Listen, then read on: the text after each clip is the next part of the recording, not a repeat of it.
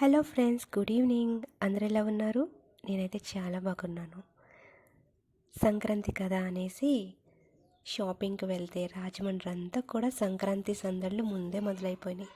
ప్రతి షాపింగ్ మాల్లో కూడా ఎంత బాగా డెకరేషన్ చేశారంటే నాకైతే చాలా బాగా నచ్చింది.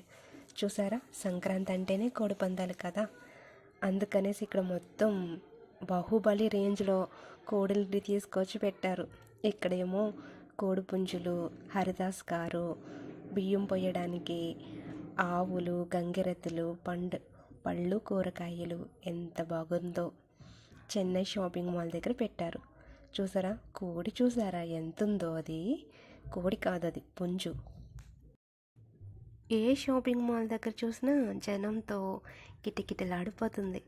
రాజమండ్రికి అయితే పండగ కన్నా ముందు సంక్రాంతి ముందే వచ్చేసిందేమో అనిపిస్తుంది.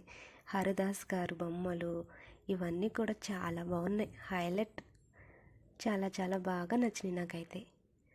చూసారా ఎంతమంది జనం ఉన్నారో? మాల్లో అయితే ఇంకా ఫుల్గా ఉన్నది. నాకు లోపలికి వెళ్ళాక వీడియో తీయడానికి ఛాన్సే లేదు.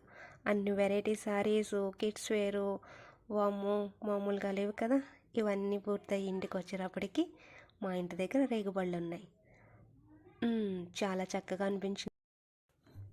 నాకు రేగుపళ్ళు అంటే చాలా ఇష్టం.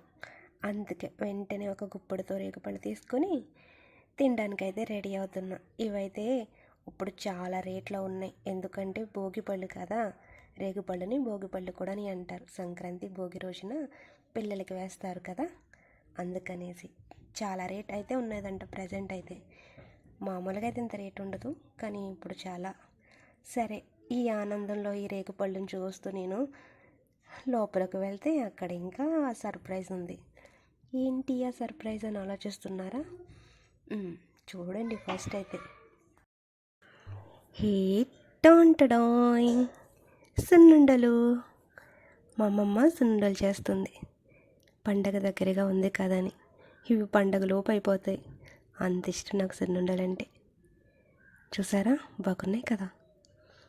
ఇంకా పెద్ద సైజ్ చేస్తారు, కాకపోతే అమ్మమ్మ కావాలని చిన్న సైజ్ చేసింది.